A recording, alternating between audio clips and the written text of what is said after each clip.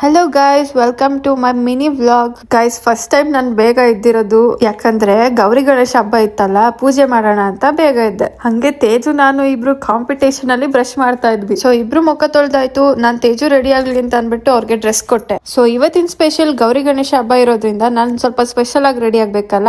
ನಾನ್ first use ಮಾಡ್ತಿರೋ product ಯಾವ್ದಪ್ಪ ಅಂತಂದ್ರೆ ಫೇಸಸ್ ಕೆನಡಾ ಅವರ ಸ್ಟ್ರೋಬ್ ಕ್ರೀಮ್. ಇದನ್ನ ನೀವು ಯೂಸ್ ಮಾಡೋದ್ರಿಂದ ನಿಮ್ಗೆ ಇನ್ಸ್ಟೆಂಟ್ ಗ್ಲೋ ಸಿಗುತ್ತೆ.